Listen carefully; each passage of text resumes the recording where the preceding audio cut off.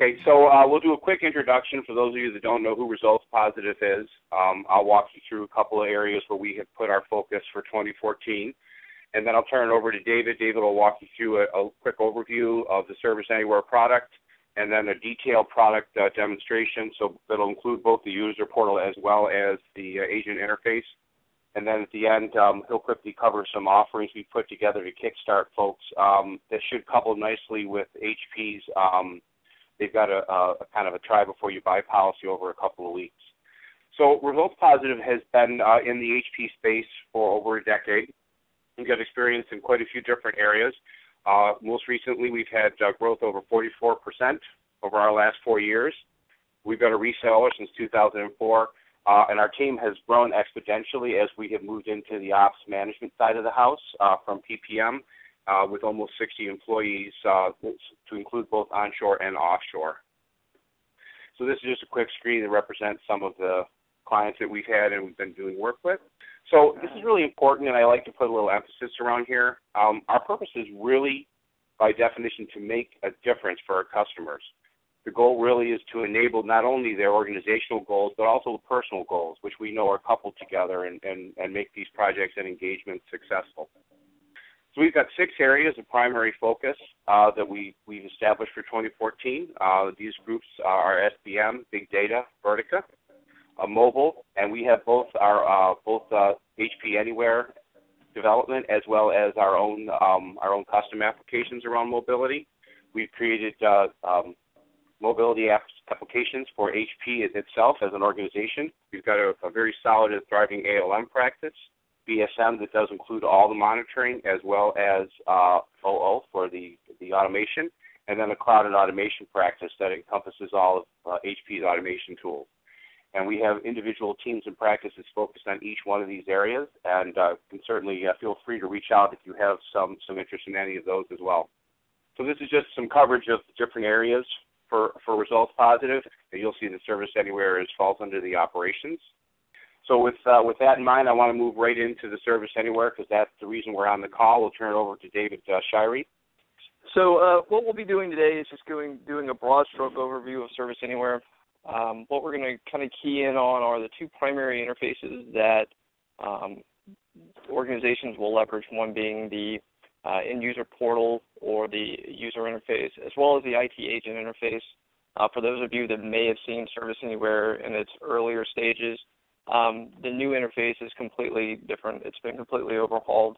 They really did an amazing job of really starting from the ground up to build this out. So what we'll see is that all of these various process disciplines within the ITIL space are all covered within the newest version of Service Anywhere. And I like to try to just push it as Service Anywhere, not a version per se, because this is really, again, a restart from the ground up. So you've got your primary processes, ones that are covered.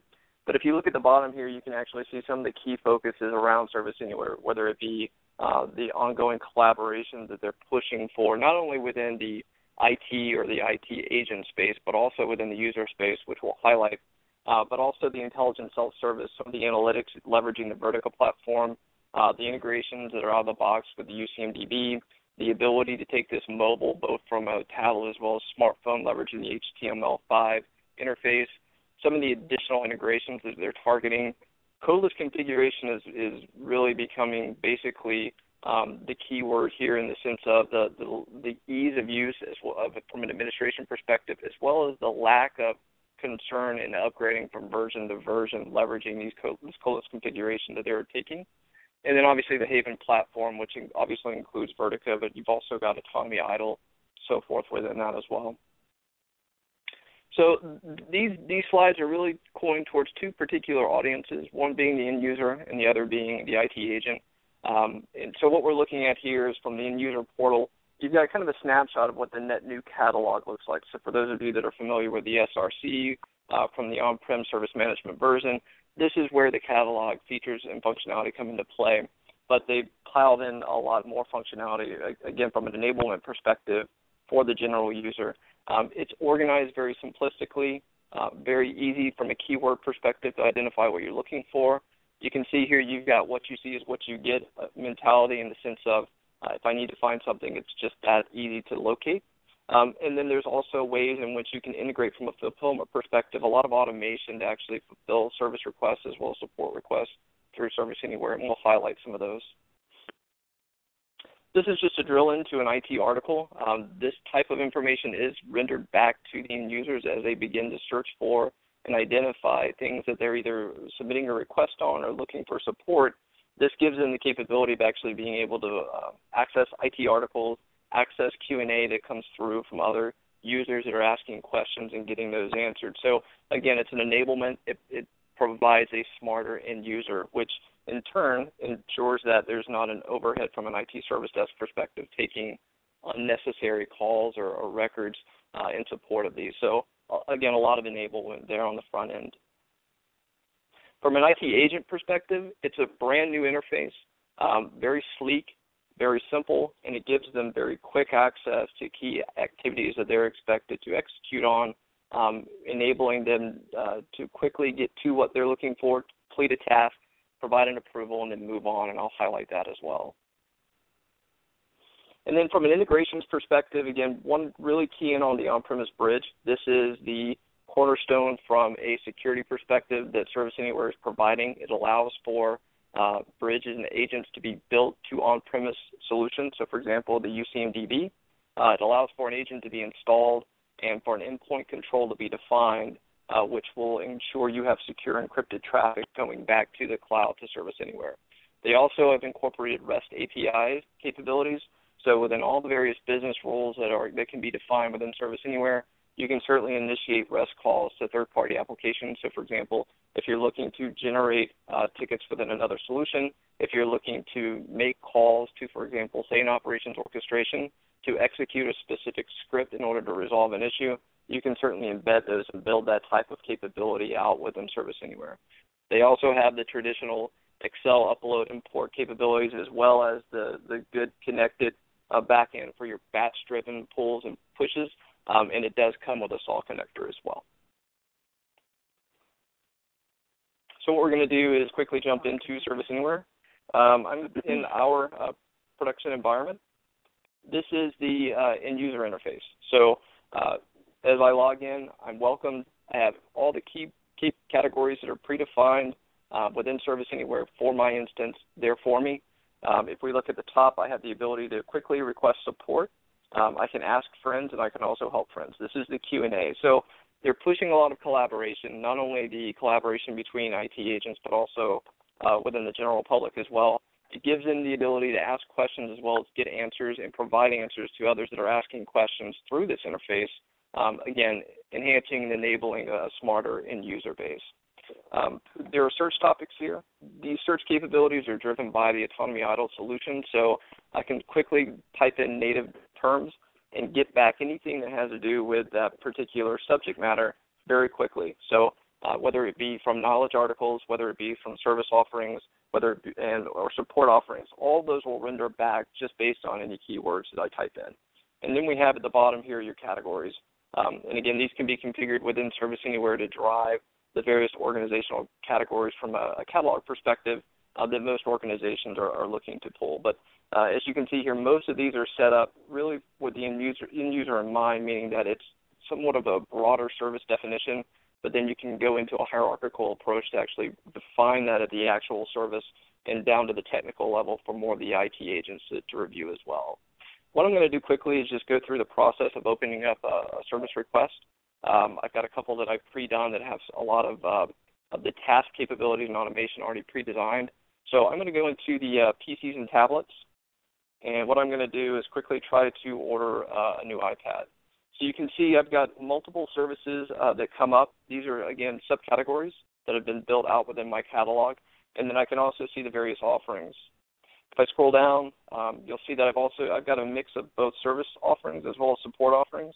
So they have the ability to actually ask for assistance or request an asset or a service very quickly. I'm going to select the top one because that's one of my faves, which is why it's starred. And what you'll see as far as layout-wise is I've got a couple of things that have been rendered for me. First and foremost, I'm able to obviously add an image here, and I'm able to predefine if I have any specific term, definition or information that has to be gathered about that request. I'm able to convey that to the end user. As well, I'm also able to identify what my required fields are and pre-populate them if I would like. So the budget manager, no one else within my instance can actually order something without me knowing about it from a budget management perspective. This doesn't have to be obviously an individual. It can be a team or multiple teams, and it can be queued off on the user that's actually logged in. So you can certainly set those parameters up within the system. I've done this from a demo purpose perspective, so I can see and look for the approvals to come through because I actually have a step within the fulfillment process that has to be achieved first. Within the location, I can come through, select any location that's predefined in the system. I can come through, add a date on which I would like to have this ordered, and then that's all I really need to enter in. Everything else is predefined in the system, so I can go through and actually submit the request.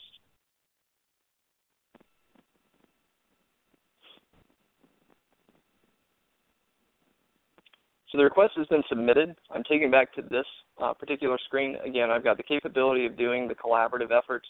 If I need more help, I can jump right back into the front page with the catalog, or I can simply log out. You can see I've got a couple of different links that allow me to go to the request that I just submitted. Taking me here is actually initiating the drop-down up top, which shows me the support request that I have open, as well as the service request that I have open, and any questions that I've actually posed or answered. And you can also see I have approvals that are awaiting me my response within Service Anywhere to fulfill. If we go back to the front end of Service Anywhere as far as the in-user portal, what I'll do now is just show you a couple of different things that you can do. Link seems to be a really good one to demonstrate in the sense of the type of information that comes back when you do the native search. So what you're seeing is I have IT articles. I also have user questions. I have support offerings and service offerings. All of these are coming into play, and they're all keying off on anything that I type within the search bar. That quickly allows me to drill into an IT article and then identify and get answers for what I may be searching within the catalog itself. If I go back again, I believe this is inherent within the on-premise version, but you can also see with if I type in Service Anywhere, and when the search results come back, we'll actually see one of my top ones being HP Service Anywhere. You can easily embed various videos within to actually start playing. So this will actually go to a YouTube video walking a customer through what HP Service Anywhere is, high-level overview. When I indicated the Ask Friends, Help Friends, I can certainly pose any question I would like. I simply give it a title for the question and give it content. If I go into Help Friends, I have the ability to see all the various questions that are currently in the system, both those that have answers and those that are still responding or awaiting answers. This is asking me to set my skills, so I'll show you that momentarily, but you can see all the questions that I've posed, many of which I preloaded, and then those that are waiting for responses. I indicated the skill set, so if I go to my profile and I go to my skills section, I can actually add skills both on the hardware as well as the software side of the equation, and this will help predefine and or identify various questions within the environment that are pending that I may be able to answer based on the skill set that I've defined in the tool. So it ensures that it's routing questions to the right folks and not simply posing questions to everyone that logs in or the same questions everyone logs in. So this is the front end of Service Anywhere. Again, end users' quick ability to be able to grab the requests for support or service that they're looking for, both within the categorization feature as well as within the search topics. And again, they've got some of the native things around Q&A with other end users, as well as being able to see the types of records that are already open in the system. So if I were to go to the request that I just opened, so you can see the type of dashboard that they have available to them. They'll quickly be able to see exactly where within the process, the fulfillment process, that request sits. Right now we're sitting in the approval.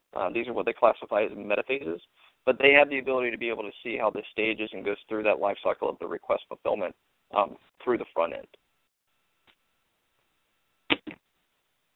What I'm going to do now is pivot over to Service Anywhere from a more IT agent viewpoint.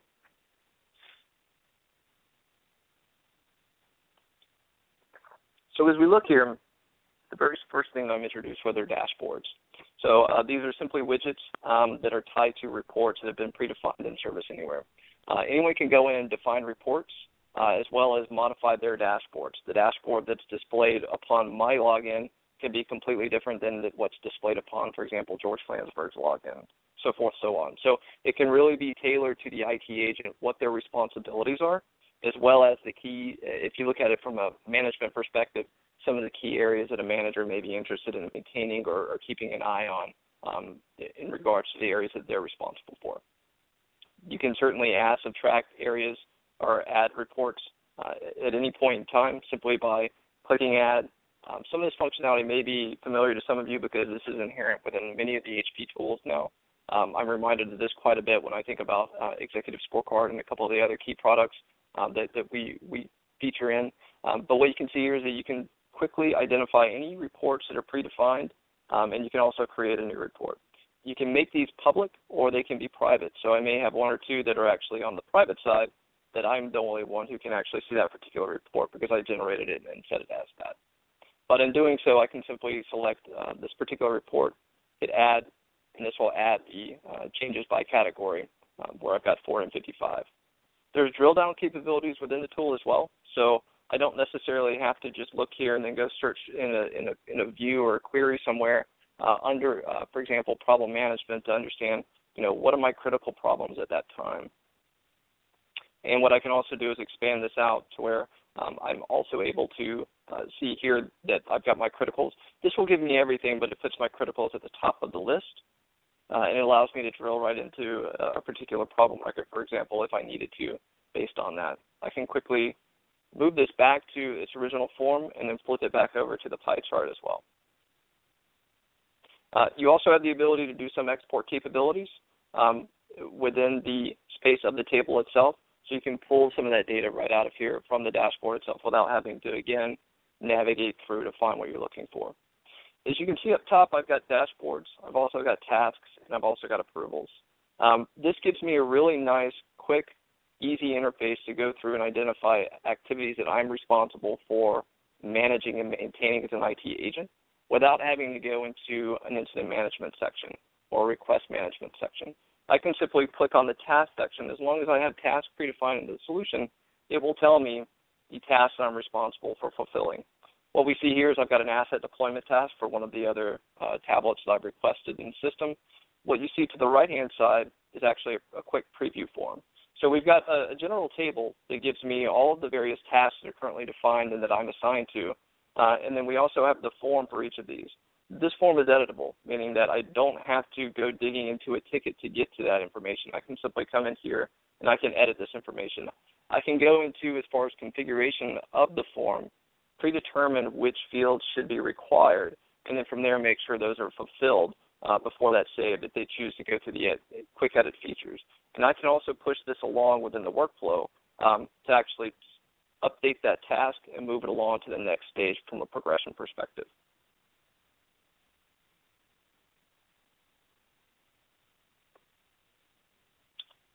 We've also got what we call approvals. So you can have approvals obviously established for change management activities, but you can also look at it from a request fulfillment perspective as well. I predefined, as I indicated before, when I was completing the request for the tablet in the user interface that I was the budget manager. So lo and behold, I have a budget manager approval waiting for me to push that along within the fulfillment process that I have defined for that particular catalog item. So what I'm going to do is just go ahead and approve that.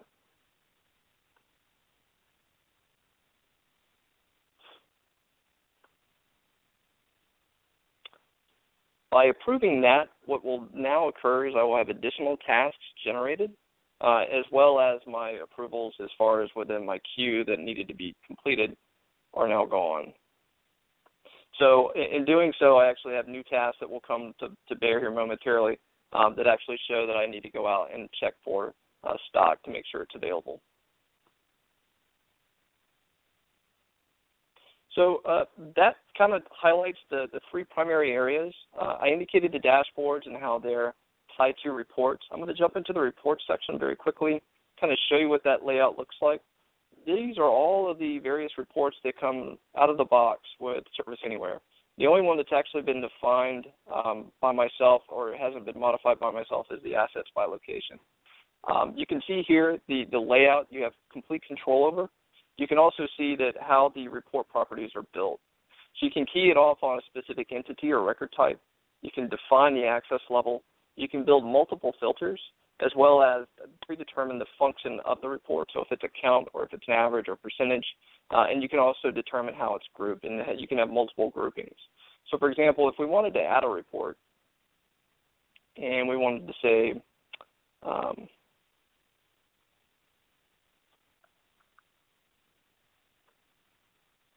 and we'll make this public.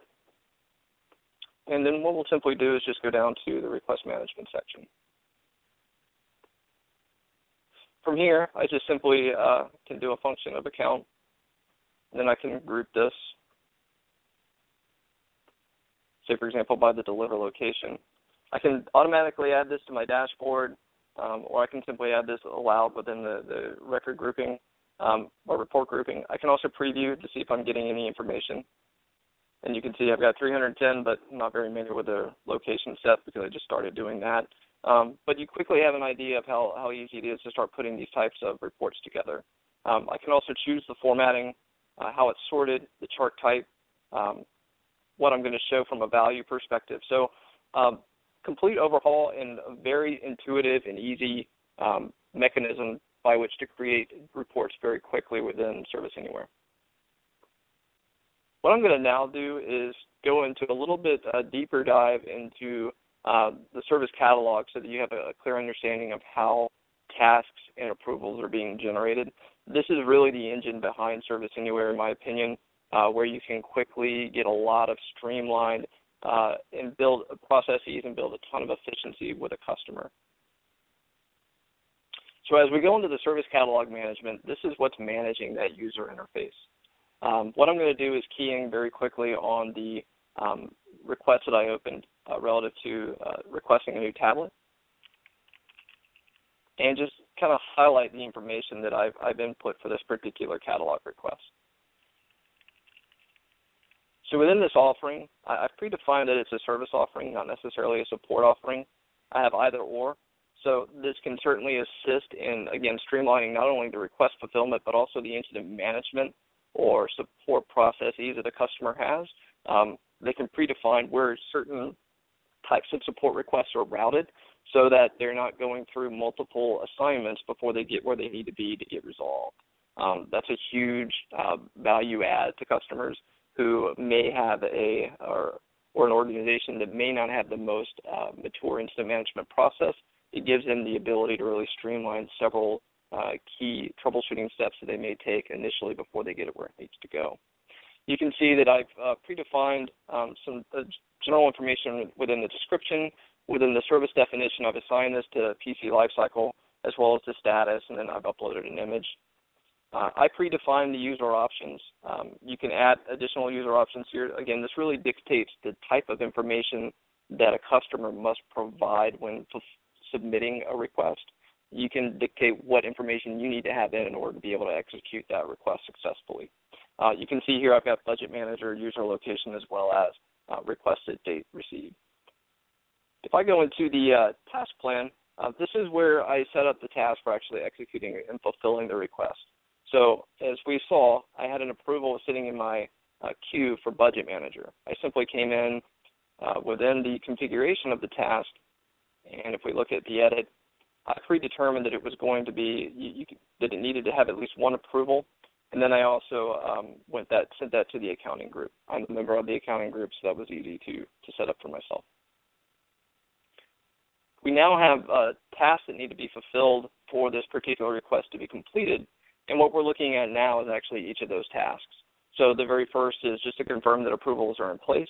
The second is an automated task. I set this up as an automated notification to my hardware team to ensure I have iPads in stock or to procure another iPad if I didn't have that in stock. I then had that as far as provisioning, getting that out to the appropriate field support team to actually deploy the asset. There's a notification that actually goes to the field support technician that it gets assigned to, and then from there they deploy the asset and close the request. You can have automation completely drive, as far as automated tasks, completely drive a particular catalog item, whether it be support or service requests to where there's minimal to any interaction from a user perspective that needs to take place in order for that to be fulfilled. A great example, again, would be if you're utilizing an operations orchestration, for example, being able to initiate a service, call to operations orchestration, let that script run. For example, it could be password reset. It could be you need to go stop, restart a service because you've got an application issue that's occurring. And that could be one of the very first steps that it takes. It could resolve it, call Service Anywhere back, update the ticket, close it out, and there's no real technical IT agent involvement at all aside from just review and confirm. So there's a lot of power behind the tasks that are built within Service Anywhere, especially within the business rules that are available. And I can also drive default values. So as I indicated before, you've got support as well as service requests that come through with Service Anywhere. This is where I can predefine where does this need to go, how does it get assigned, and who is going to be looking at it first. You can also see here within the user options, this is how I define myself as being the defunct budget manager for that particular catalog item. And you can certainly set this up again at the group level, one of many, so forth, so on. I'm going to hop out of Service Catalog because what I want to do is try to hit on some of the key things that are new to Service Anywhere, but not new to the IT, service management in general, and make sure that we cover each of those as detailed as we can. So I'm going to jump from how you build out a catalog item, and we're going to go into service asset and configuration management. Looking at this initial interface, what you see at the top, we have your main page, which gives you a breakdown of all the various portions or elements, if you will, within service asset configuration management. But if we go from left to right, you've got devices, system elements, system components, actual services, and service definitions. If I were going through this exercise in regards to defining these items with a customer, my first thing would be let's talk about your service definitions.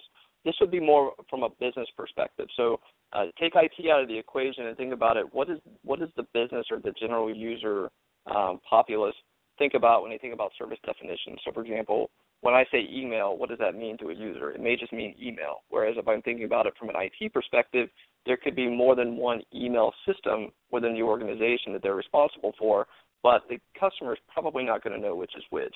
So you start from a service definition looking at it holistically from a business perspective on what they define as a service. From there, you can then actually map your actual services below that. So it can be an additional subservice, or you can actually start mapping out applications that contribute to that particular service definition. Then you've got your components of that service. So, for example, an application server or a database server or what have you, you can look at it at that level from a service component, or you can look at it in regards to the function they provide to support the actual service. And then some customers will take in an additional layer at the system element, or they may jump straight to devices. So from a hierarchy perspective, that's the viewpoint that we try to drive when we talk SACM with a customer. I'm going to drill into the servers just so you can see what this form looks like.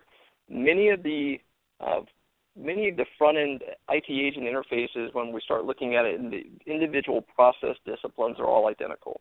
What I mean by that is that you have your table form, the information within the table, but you also have your preview form, which we saw earlier when we were looking at the task section.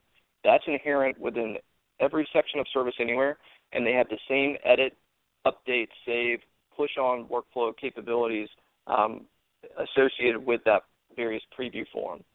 You also have, if we look here at the table section, you have the ability to establish various filters. These filters can be done both within just simply driving through and identifying what you would like to filter on in groupings, or you can simply do it at the column level. I have the ability within the columns to actually predefine what information I want to see. So, for example, maybe I don't want to see model. Maybe I don't want to see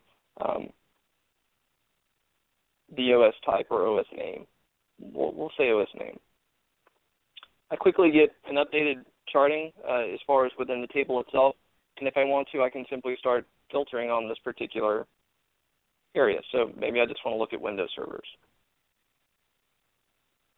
And maybe I want to look at, maybe I also want to add an additional filter where I'm looking at the environment, if it's available. Nope. So we'll go with phase ID. and just go within use. So now I'm looking at only my Windows environments that are in use. If I look at and I drill into a particular record, there's a lot of really key functionality that comes into play from a Service Anywhere perspective. Aside from the general information that you would collect about a server, there's also two very quick jump points that allow for the IT agent to get additional information or to actually assist in troubleshooting the targeted CI that they're now looking at. First and foremost, you have the ability to establish remote connections. So you can simply establish a remote connection from Service Anywhere to that particular targeted configured item or asset. So if you think about this, we're looking at a server today, but if you think about this where you have your customer IT assets loaded within Service Anywhere and you have remote connections enabled, an IT agent can actually log into an end user's laptop or desktop and quickly assist in troubleshooting something without having to navigate or utilize another tool to get there. They have that capability inherent right within the interface. Another key piece is the UCMDB browser. So we'll talk a little bit about the on-premise bridge today, and we actually have a webinar set up a little bit later to actually show some of the information that you can pull. But there's an on-premise bridge that actually comes with Service Anywhere, as I indicated before. You can utilize the UCMDB browser to actually view that particular information about that CI within the browser of the CMDB. What I'll also highlight as far as from a hardware-software perspective, this is going more on the asset side of Service Asset Configuration Management. You get all the information that you would want to track, and again, all this information is configurable about the hardware, but also the software. So from a software license compliance perspective, based on the information that's discovered, you can quickly add, subtract, or have that pre-populated for you based on that integration. You now have all the running software that's currently installed on that particular asset. There is additional feature functionality coming around software asset management that will be coming within Service Anywhere during a later release, but these are some of the core what do you have, where is it located, and how often is it being used capabilities that most folks around asset management are looking for when they're targeting their IT assets. That information is already currently inherent within Service Anywhere. What I'm now going to do is move into knowledge management. Again, as we see, we have the same interface, same layout, same feature functionality in regards to filtering, being able to quickly identify which records you would like to update from a preview perspective. And what we'll do here is actually look at the one that I created a little bit earlier. This is actually where I embedded a YouTube video, but I can quickly identify and define an IT article. I can align it with a particular service. I can dictate the audience that this is that's able to view this particular article. This is done via entitlement rules, which you can predefine at a departmental or location level. There's various ways you can configure it, but it allows you to restrict not only knowledge articles, but also catalog items from not the general populace view, but very targeted audience views. All of that's inherent within the tool, and it allows for you to do that. You also have user feedback, which allows for some of that interactive capability from the user back to IT to tell them whether the article was useful or not, so that they can then refine the article where required. Another key piece of knowledge management is actually Q&A moderation. So one of the very first responses we usually get when we start talking about Service Anywhere with customers, and we talk about that collaborative capability within users helping other end users, is there's a fear that an end user may provide an answer that's incorrect to the question. Well, that's certainly able to be monitored and managed. There's governance that can be applied to that simply by utilizing the Q&A moderation. So if a Q&A is conducted, an answer is applied by another end user, and it's deemed that it actually doesn't work, and they report that as a problem, that will actually register here within the queue. At that point, it can simply go through and be modified or updated or removed completely from the system. So there is no concern in regards to multiple or mass populace going through and actually trying to execute something that's wrong. You can certainly define and manage that from a governance structure utilizing this moderator. What we'll now do is go into change management. And what I'll highlight within this particular section is the indent and the way in which they're leveraging change models now. So change models are very similar to change templates in the sense of you can fast track the generation of a record. However, with the models, you can also apply and assign the various workflow that you want to utilize for the completion of that particular change. So what we're looking at here again, I can clear all of these, bring all of my records back, and then I can actually start to look at the types of information that I want to convey. So I may want to also include a change model. Maybe I'll take the service out of the, or actually the urgency out of the equation, just to keep it nice and clean looking here.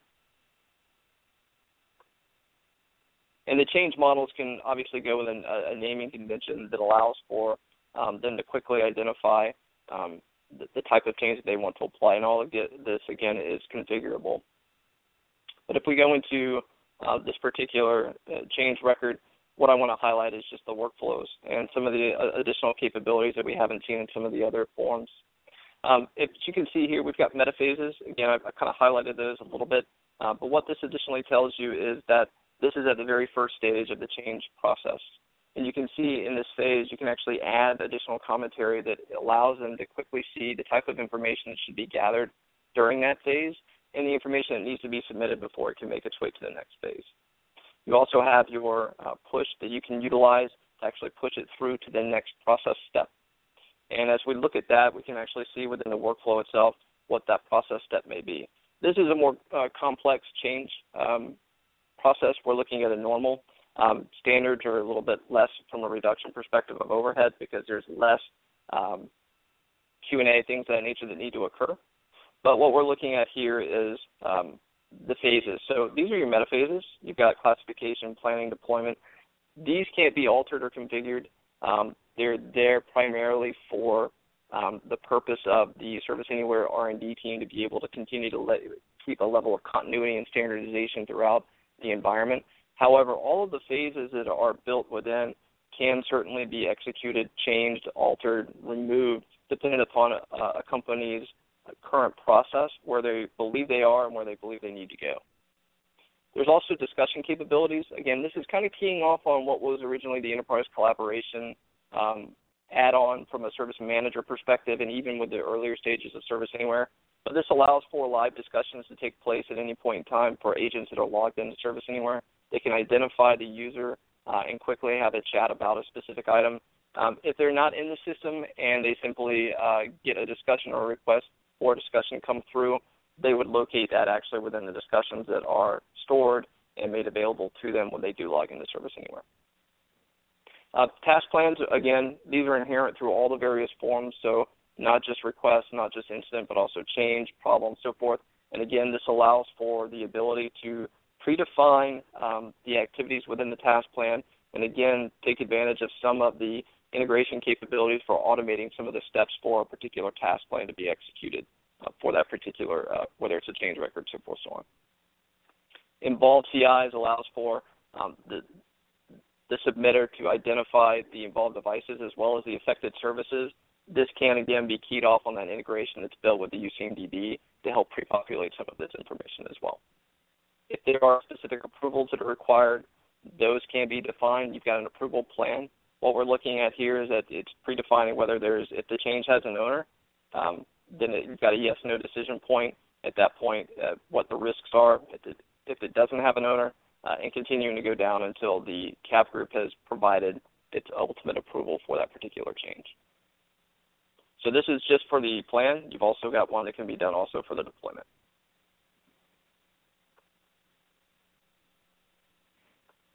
What I'm now going to do is just quickly go through a couple of the key pieces that kind of make up everything that we're looking at now within Service Anywhere. Look at the on-premise bridge piece. We're going to look at a little bit of the record section. Then I'm going to try to round it off so that we don't go too far down the technical path. But as we look at the on-premise bridge, as I indicated before, this is where you have the ability to actually deploy an agent to a CMDB, install it, give it the appropriate credentials to log into Service Anywhere. At that point, you then generate an endpoint. That endpoint then allows for you to do a sync, and doing that allows for you to do a mass sync back to from the UCMDB to Service Anywhere. And in doing so, you've now got your encrypted pathway from both ends that allows for that secure traffic to go through. No other type of traffic can traverse that same pathway, in that you are predefining the credentials on each side.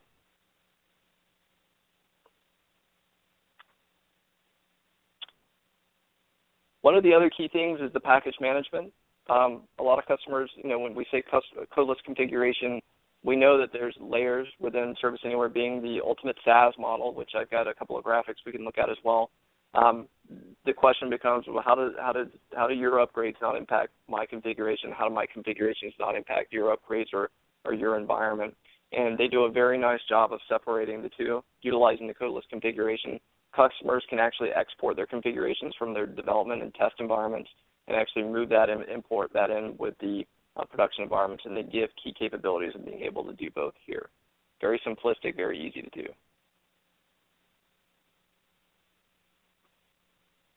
And finally, I'll quickly walk through the record section, which is really where the majority of the bulk of the configuration work comes into play. I'm fairly certain we're going to have a more detailed webinar coming up that can actually highlight how to do all of this. I'm simply going to walk you through these and then try to hand it back over to, and then actually walk you through a couple of our service offerings. So you've got it kind of goes from left to right here. So these are all the fields that are associated with the change form, as you see.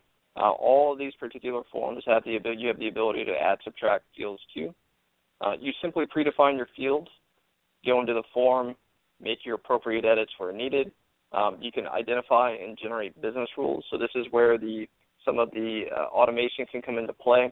You then go through and predefine your processes. This is where you can come in, change, add, subtract the phases within a particular process metaphase. If you have any specific notifications that you would like to have set for various pieces of your process, whether they're assigned to a field or whether they're assigned to a phase or a transition, you certainly have the capability of being able to preset. And there are a number of preset notifications already out of the box with Service Anywhere, and then the approval definitions, which we looked at before. So what I'm going to do now is actually jump out of Service Anywhere, jump back into our presentation.